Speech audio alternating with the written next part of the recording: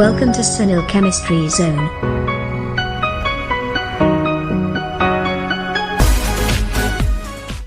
નમસ્તે વિદ્યાર્થી મિત્રો, લાસ્ટ વિડિયો લેક્ચરમાં વેગ નિયમ, વિકલન વેગ સમીકરણ સાથે સાથે પ્રક્રિયા ક્રમ અને વેગ અચળાંક વિશેની આપણે માહિતી લઈએ. અને બરાબર સાથે સાથે એના જે પ્રક્રિયા ક્રમ છે, પ્રક્રિયા ક્રમમાં શૂન્ય ક્રમની પ્રક્રિયા, પ્રથમ ક્રમની પ્રક્રિયા, દ્વિતીય ક્રમની પ્રક્રિયા આપેલી હોય, અપૂર્ણાંક પ્રક્રિયા ક્રમ આપેલો હોય, તો એના બધાના કેટલાક આપણે એક્ઝામ્પલ પણ સમજી ગયા. હવે જે પ્રશ્ન છે આપણો એ સૌથી અગત્યનો બીજો એક પોઈન્ટ આપેલો છે અહીંયા, જ્યાંથી હવે આપણા આ ચેપ્ટરના અગત્યના પોઈન્ટ શરૂ થશે, મતલબ પરીક્ષાને લક્ષી અગત્યની થિયરી જેને કહી શકાય. એમાં એક આપેલો છે આણ્વિકતા અને પ્રક્રિયાક્રમ. હવે આણ્વિકતા અને પ્રક્રિયાક્રમ ઉપર જઈએ એના પહેલા એક બે પોઈન્ટ તમને સમજાવી દેવા માંગુ છું. એક પોઈન્ટ છે પ્રારંભિક પ્રક્રિયાઓ. પ્રારંભિક પ્રક્રિયાઓ અને બીજો છે સંકીર્ણ પ્રક્રિયાઓ. જો આ પોઈન્ટ તમને ક્લિયર હશે તો આ થિયરી આપોઆપ એકદમ સરળતાથી સમજાય જેવું છે. તો અહીંયા આપણને બે પ્રકારની પ્રક્રિયાઓ વિશે માહિતી આપેલી છે. એક છે પ્રારંભિક પ્રક્રિયા અને બીજી છે સંકીર્ણ પ્રક્રિયાઓ. તો બંનેમાં ડિફરન્સ શું છે પહેલા તમને સમજાવી દો કે કોઈ પણ પ્રારંભિક પ્રક્રિયા હોય તો એ પ્રારંભિક પ્રક્રિયા હંમેશા એક જ તબક્કામાં પૂરી થઈ જાય. પછી એમાં પ્રક્રિયકો એક ભાગ લેતા હોય, બે ભાગ લેતા હોય કે ત્રણ ભાગ લેતા હોય, ત્રણથી વધારે પ્રક્રિયકો ભાગ લેતા હોય તો કોઈ દિવસ પ્રારંભિક પ્રક્રિયા રહેતી નથી. જ્યારે સંકીર્ણ પ્રક્રિયાઓ એક કરતા વધુ તબક્કામાં પૂરી થતી હોય છે. પોઈન્ટ નંબર 2, પ્રારંભિક પ્રક્રિયામાં કોઈ દિવસ મધ્યવર્તી બને નહીં. પ્રક્રિયાનો મધ્યવર્તી, મધ્યસ્થી, ઇન્ટરમીડિયેટ ક્યારેય બનતો નથી. એટલે જેવા પ્રક્રિયક છે એવા ને એવા સીધી વન સ્ટેપમાં જ રિએક્શન પૂરી થઈ જશે. જ્યારે સંકીર્ણ પ્રક્રિયાઓની અંદર જેટલા તબક્કા બનશે ને એટલા એની અંદર મધ્યવર્તી બનતા હોય છે. હવે જે પ્રારંભિક પ્રક્રિયા છે, પ્રારંભિક પ્રક્રિયાનું વેગ સમીકરણ સીધો પ્રક્રિયાનો વેગ આપણને દર્શાવશે અને એના આધારે જ આપણે પ્રક્રિયાનો ક્રમ નક્કી કરીશું. તો જેટલા પ્રક્રિયકો ભાગ લેતા હશે એના આધારે આપણે દર્શાવીશું તો સીધી સીધો પ્રક્રિયાક્રમ મળી જશે.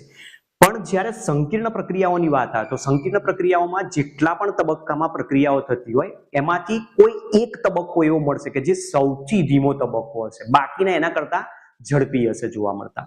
તો એવો જે સૌથી ધીમો તબક્કો હશે એને જ આપણે RDS, રેટ ડિટરમાઇનિંગ સ્ટેપ તરીકે નામ આપીએ છીએ. અને એ સૌથી ધીમો તબક્કો જ હંમેશા પ્રક્રિયાનો વેગ નક્કી કરતો હોય. એટલે તમારે ધ્યાન રાખવાનું કે ઘણી એવી બધી પ્રક્રિયાઓ આપેલી હશે કે જેને તમે ડાયરેક્ટ જ્યારે લખવાનો પ્રયત્ન કરતા હશો તો એનો પ્રક્રિયા વેગ સમીકરણ કંઈક ઉલટો આવશે, એનો પ્રક્રિયા ક્રમ કંઈક અલગ જ નીકળતો હોય. ત્યારે સમજી જવાનું કે એ પ્રક્રિયા એક કરતા વધુ તબક્કામાં થતી જોવા મળતી હોય છે અને એનો સ્લો તબક્કો, સૌથી ધીમો તબક્કો જે હશે એ જ પ્રક્રિયાનો વેગ નક્કી કરે છે. ચાલો, તો હવે આપણે આણ્વિકતા અને પ્રક્રિયાક્રમની અહીંયા વાત કરીએ. તો પ્રક્રિયા માટે પ્રક્રિયાક્રમ સિવાય બીજો એક અગત્યનો પર્યાય આપણને આપેલો છે આણ્વિકતા. તો આણ્વિકતા શું છે? આણ્વિકતા કોના માટે લાગુ પડી શકાય? તો પહેલો જ પોઈન્ટ કે આણ્વિકતા માત્ર પ્રારંભિક પ્રક્રિયાઓને જ લાગુ પડે. પ્રારંભિક પ્રક્રિયાઓને જ લાગુ પડે. એનો મતલબ સંકીર્ણ પ્રક્રિયાઓ માટે આણ્વિકતા ક્યારે પણ દર્શાવાતી નથી. મતલબ એના માટે કોઈ જ એનો અર્થ રહેતો નથી. તો હવે આપણી પાસે જે પ્રશ્ન આવ્યો કે આણ્વિકતા એટલે શું? આણ્વિકતા કોને કહી શકાય? આણ્વિકતાની ડેફિનેશન આપણને ખબર હોવી જોઈએ. તો આણ્વિકતા એટલે શું? આણ્વિકતા કોને કહી શકાય? કે રાસાયણિક પ્રક્રિયામાં ભાગ લેતા અણુ, પરમાણુ કે આયનોની સંખ્યા કે જેઓ પ્રક્રિયામાં ભાગ લે, એકબીજા સાથે અથડામણ અનુભવે, જેના પરિણામે પ્રક્રિયા પરિણમતી હોય છે અને એ જ સ્પીસીઝ, અણુ, પરમાણુ કે આયન છે એની સંખ્યાને શું કહેવાય છે? એની આણ્વિકતા તરીકે ઓળખવામાં આવે છે. ડેફિનેશન અહીંયા લખી લઈએ. રાસાયણિક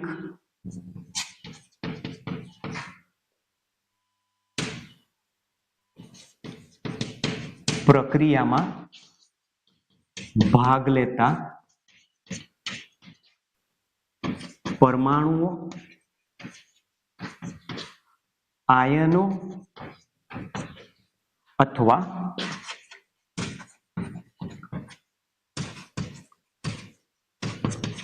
અણુઓની સંખ્યા કે જે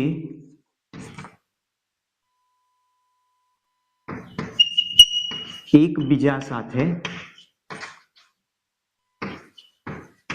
અથડામણ અનુભવે છે અને જેના પરિણામે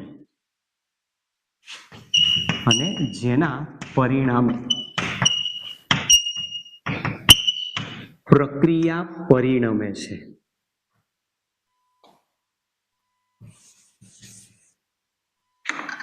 અને જેના પરિણામે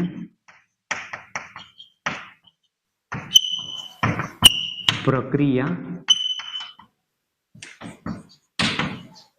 પરિણમે છે, મતલબ પ્રક્રિયા પૂર્ણ થાય છે, તેની સંખ્યાને આણ્વિકતા કહે છે.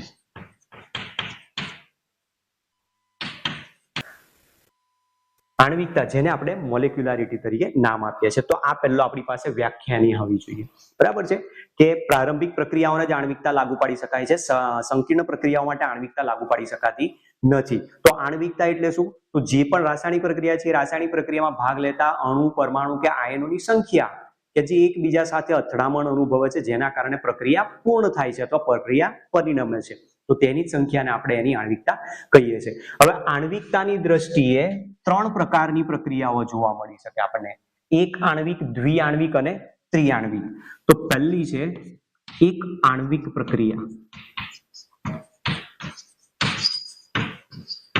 એક આણ્વિક પ્રક્રિયા કોને કહી શકાય? તો જે પ્રક્રિયામાં એક જ પ્રક્રિયકનો અણુ ભાગ લેતો હોય અને પ્રક્રિયા કેવી હોય? પ્રારંભિક, એટલે કે એક જ તબક્કામાં થતી હોય એવા પ્રકારની પ્રક્રિયાની આણ્વિકતા કેટલી કહેવાય? એક કહેવામાં આવે. તો દાખલા તરીકે આપણી પાસે ઉદાહરણ છે એમોનિયમ નાઇટ્રાઇટ NH4NO2 નું વિઘટન જ્યારે કરવામાં આવે તો એમાંથી N2 gas plus 2 times H2O છૂટા પડતા હોય. તો આ જે પ્રક્રિયા છે એ પ્રક્રિયામાં કેટલા અણુએ ભાગ લીધો? એક જ. તો આપેલી પ્રક્રિયાનો જો હું પ્રક્રિયા વેગ લખીશ તો rate is equal to K into concentration of NH4NO2 થશે. તો આનો પ્રક્રિયા ક્રમ પણ કેટલો મળશે? એક જ. તો આપેલી પ્રક્રિયાની આણ્વિકતા પણ એક છે અને પ્રક્રિયાક્રમ પણ એક છે. બીજું ઉદાહરણ આની અંદર SO2Cl2 નું વિઘટન કરીએ તો SO2 gas plus Cl2 gas ઉત્પન્ન થશે. તો આ પણ પ્રક્રિયા વન સ્ટેપ રિએક્શન છે. તો એમાં કેટલા અણુએ ભાગ લીધો છે? એક જ. તો આપેલી પ્રક્રિયાની આણ્વિકતા પણ એક થશે અને પ્રક્રિયાક્રમ પણ એક જ થશે. એ જ પ્રમાણે O2F2 જે આપેલા છે, O2F2 નું વિઘટન થાય તો એમાંથી O2 ગેસ છૂટો પડી જાય અને ફ્લોરિન ગેસ છૂટો પડી જશે. તો આપેલી પ્રક્રિયાની પણ આણ્વિકતા અને પ્રક્રિયાક્રમ બંને એક જ છે. તો જે પ્રક્રિયામાં એક જ અપ્રક્રિયકનો અણુ ભાગ લેતો હોય એને આપણે એક આણ્વિક પ્રક્રિયા તરીકે નામ આપીએ છીએ. તો એક આણ્વિક પ્રક્રિયા માટે આણ્વિકતા અને પ્રક્રિયાક્રમ બંને કેવા થઈ જાય છે? સરખા જોવા મળે છે. બરાબર, એટલે એક આ પોઈન્ટ છે પહેલો. ત્યાર પછી હવે ડેફિનેશન અહીંયાથી હું હટાવી દઉં છું.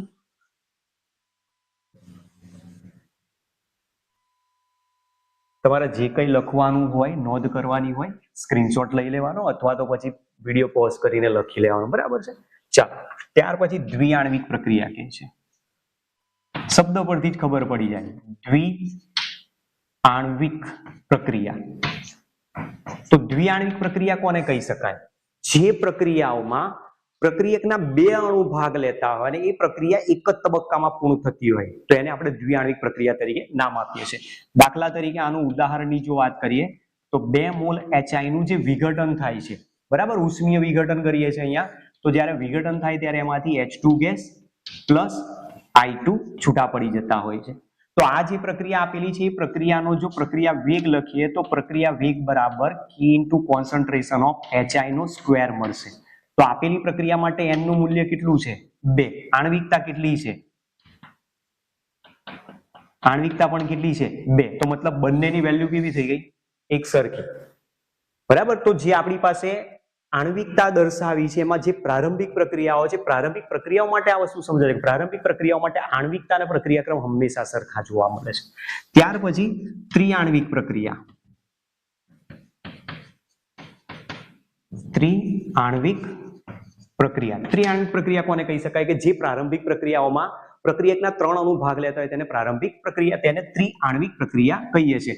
તો દાખલા તરીકે ઉદાહરણ છે 2NO plus Br2 gives 2 NO Br. તો આ જે પ્રક્રિયા આપેલી છે એ પ્રક્રિયાનો પ્રક્રિયા વેગ જો લખીએ તો rate is equal to K into concentration of NO into concentration of Br2 દર્શાવાય. બરાબર છે. તો અહીંયા NO ની મોલ આપેલા છે 2, તો આને ઘાતાંક કરી દો 2, આનો ઘાતાંક છે તો n નું મૂલ્ય લઈશું તો 2 + 1 ઇઝ ઇક્વલ ટુ શું થઈ જાય? 3 થઈ જાય. તો આમાં પણ જુઓ કે 3 પ્રક્રિયકના અણુઓએ ભાગ લીધો છે અને પ્રક્રિયા ક્રમ પણ કેટલો મળે છે?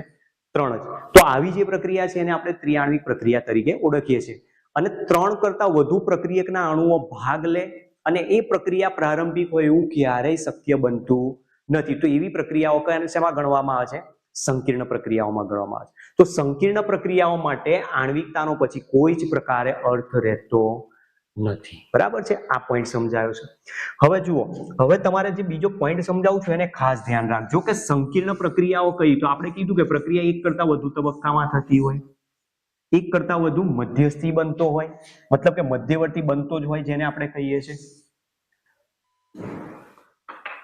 તો જ્યારે સંકીર્ણ પ્રક્રિયાની વાત આવે તો સંકીર્ણ પ્રક્રિયાઓ બધી એક કરતા વધુ તબક્કામાં થતી જોવા મળે. અને એવી એક કોઈક પ્રક્રિયાનું અહીંયા હું એક્ઝામ્પલ લઉં છું. દાખલા તરીકે કોઈક સંકીર્ણ પ્રક્રિયા આપણને જે આપેલી છે 5Br - aqueous plus BrO3 - aqueous plus 6H+ aqueous gives 3Br2 plus 3H2.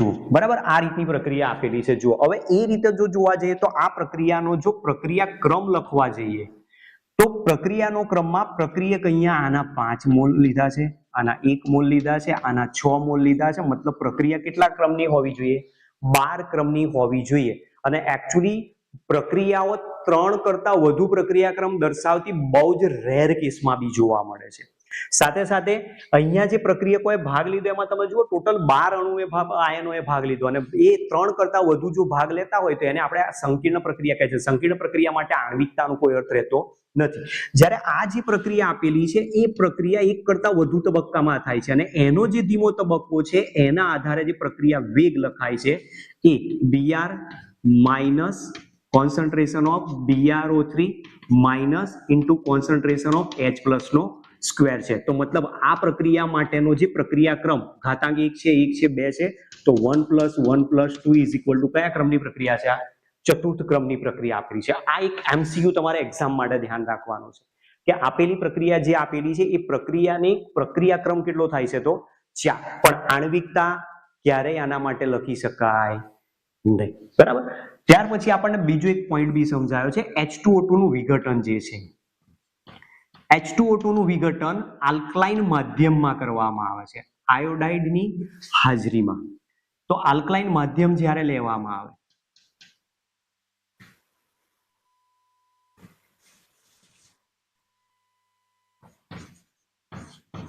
H2O2 iodide ઉદ્દીપકની હાજરીમાં બેઝિક મીડિયમ એટલે કે આલ્કલાઇન માધ્યમ.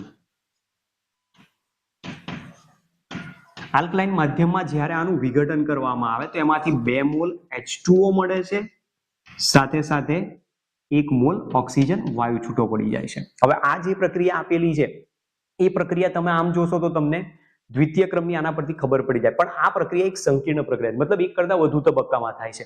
તો આ જે પ્રક્રિયા આપેલી છે એ પ્રક્રિયાની અંદર આપણને અલગ અલગ ક્વેશ્ચન પૂછી શકે છે. એ સમજાવું છું. પ્રક્રિયા 2 સ્ટેપ રિએક્શન છે. 2 સ્ટેપ રિએક્શન કઈ રીતે થાય?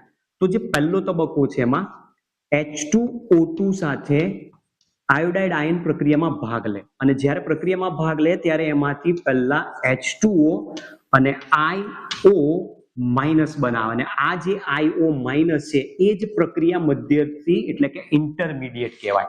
ઇન્ટરમીડિયેટ બન્યું એનો મતલબ પ્રક્રિયા પ્રારંભિક નથી પણ કયા પ્રકારની કહેવાશે? સંકીર્ણ પ્રક્રિયા કહેવાશે. બરાબર. અને જે પહેલો તબક્કો આપેલો છે પહેલો તબક્કો સ્લો છે. જ્યારે બીજા તબક્કામાં શું થાય? બીજો જે H2O2 નો અણુ છે એની સાથે આ ઇન્ટરમીડિયેટ પ્રક્રિયામાં ભાગ લે અને ઇન્ટરમીડિયેટ જ્યારે પ્રક્રિયામાં ભાગ લે ત્યારે પ્રક્રિયાનો તબક્કો હંમેશા ઝડપી થઈ જાય. એટલે ફાસ્ટ સ્ટેપ આવી ગયું છે આપણી પાસે. બરાબર. એટલે બીજો જે તબક્કો છે એ ખૂબ જ ઝડપી જોવા મળે છે અને એમાંથી નિપજ આપે છે H2O પ્લસ આઈ માઇનસ પ્લસ O2 ગેસ છૂટો પડી જાય. હવે આનું તમે નેટ રિએક્શન લઈ જુઓ. નેટ રિએક્શન લેશો તો અહીંયાથી શું કેન્સલ થઈ જશે? IO માઇનસ અહીંયાથી I માઇનસ તો બાકી શું રહ્યા? 2H2O2 liquid gives 2 times H2O plus O2 gas છૂટો પડી જાય. તો જુઓ રિએક્શન આપણી પાસે જે લીધી હતી રિએક્શન આવી જાય છે. હવે જે પ્રક્રિયાઓ જ્યારે એક કરતા વધુ તબક્કામાં થતી હોય તો એક કરતા વધુ તબક્કામાં થતી પ્રક્રિયાનો વેગ હંમેશા કોણ નક્કી કરતો હોય? RDS જેને કહીએ છીએ સ્લો તબક્કો, ધીમો તબક્કો નક્કી. તો ધીમા તબક્કામાં જે મધ્યવર્તી બને છે એ મધ્યવર્તી બનવાના તબક્કામાં આ બંનેએ ભાગ લીધો છે અને એટલા માટે આપેલી પ્રક્રિયાનો વેગ K is equal to concentration of H2O2 into concentration of I minus ઉપર ડિપેન્ડેડ છે. તો મતલબ આપેલી પ્રક્રિયા કયા ક્રમની થઈ જાય છે? અહીંયા દ્વિતીય ક્રમની થઈ જાય. H2O2 ના સંદર્ભમાં જો પ્રક્રિયા ક્રમ માંગે તો 1 છે, આયોડાઇડ આયનના સંદર્ભમાં જો પ્રક્રિયા ક્રમ માંગે તો એ 1 જોવા મળે છે અને બંનેનો કુલ પ્રક્રિયા ક્રમ કેટલો બતાવે છે?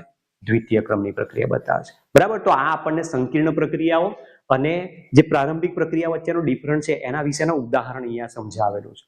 હવે આની અંદર આપણે પોઈન્ટમાં એક સમજીએ કે પ્રક્રિયાક્રમ અને આણ્વિકતાનો જો તમને તફાવત માંગેલો હોય તો તમે તફાવત કઈ રીતે લખી શકો? જે આપણે થિયરી ભણીએ એના આધારે જ આપણે એને ઇન્ક્લુડ કરીએ પોઈન્ટ બધા.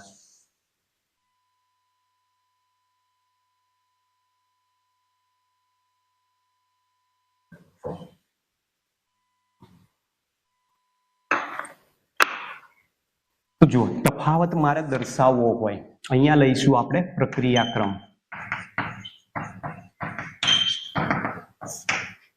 ઓર્ડર ઓફ રિએક્શન, અને બીજી બાજુ છે આણ્વિકતા, મોલેક્યુલારિટી.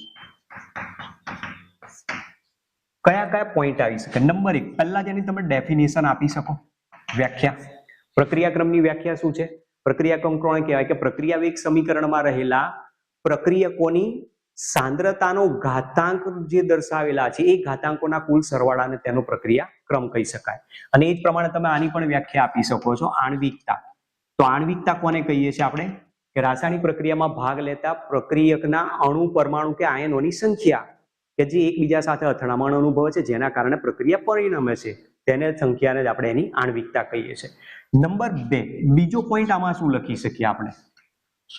કે જે પ્રક્રિયાક્રમ છે એ પ્રાયોગિક રાશિ છે.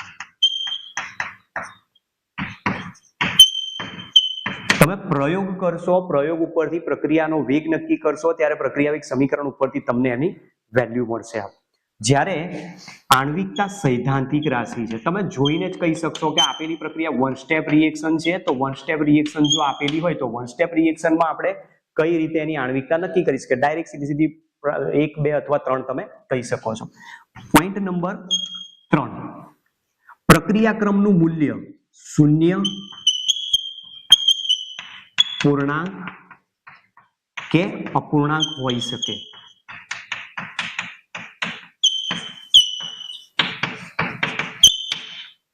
બરાબર છે. તમારે તમારી રીતે વાક્ય પૂરા બનાવી દેવાના અને એ રીતે નોંધ કરી લેજો નોટમાં. હું અહીંયા 2D પોઈન્ટ બતાવું છું કે પ્રક્રિયાક્રમ 0, પૂર્ણાંક કે અપૂર્ણાંક હોઈ શકે છે જ્યારે આણ્વિકતા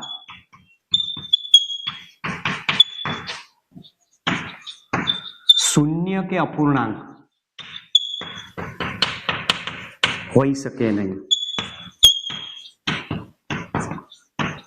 બરાબર. આ બંને વચ્ચેનો એક આ ડિફરન્ટ આવ્યો. ચોથું, પ્રક્રિયાક્રમ કોના માટે તમે લાગુ પાડી શકો? પ્રારંભિક, સંકીર્ણ બંને પ્રક્રિયાઓ માટે લાગુ પાડી શકાય. પ્રારંભિક અને સંકીર્ણ બંને પ્રક્રિયાઓ માટે લાગુ પડે.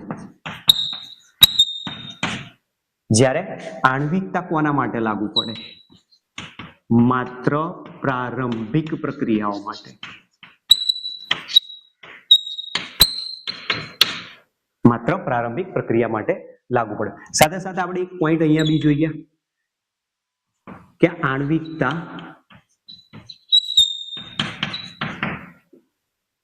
ત્રણ કરતા વધુ હોઈ શકે નહીં.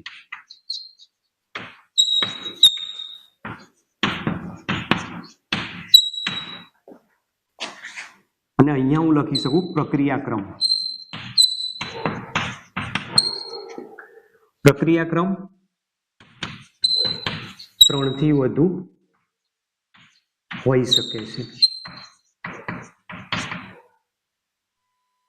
અને એક પોઈન્ટ આપણે આની અંદર જ લખી શકીએ અથવા આ બેમાંથી કોઈના માટે પણ લાગુ પાડી શકીએ છીએ કે જ્યારે કોઈ પણ રાસાયણિક પ્રક્રિયા એક કરતા વધુ તબક્કામાં થતી હોય ત્યારે એનો જે ધીમો તબક્કો હશે એ ધીમા તબક્કાનો પ્રક્રિયાક્રમ અને એની આણ્વિકતા બંને એક સરખી જ થઈ જશે. પ્રક્રિયાક્રમ અને એની આણ્વિકતા બંને સરખી થઈ જશે. આગળ જે ઉદાહરણ જોયું H2O2 નું એના પરથી વિચારી લેજો. બરાબર છે. તો આ પ્રમાણેનો જે આપણો ક્વેશ્ચન છે પ્રક્રિયાક્રમ અને આણ્વિકતા વિશેનો ટૂંક નોંધ પૂછે, પ્રશ્ન સમજાવવા માટે પણ પૂછે અથવા તો તફાવત પૂછે તો 2 માર્ક્સમાં જ તફાવત હોય છે. બરાબર, 2 માર્ક્સમાં તફાવત હોય તમે આના ઉપરથી જ લખી શકો છો કે કોણ કયા મુદ્દા બંનેમાં કમ્પેરિઝન દર્શાવે છે. એના આધારે આપણી થિયરી પણ આ રીતની કમ્પ્લીટ થાય છે.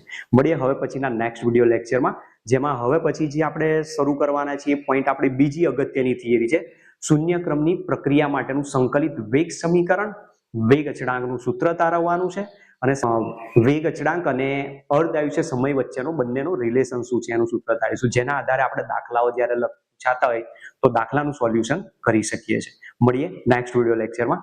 Thanks to all. જય હિન્દ, જય ભારત, વંદે માતરમ.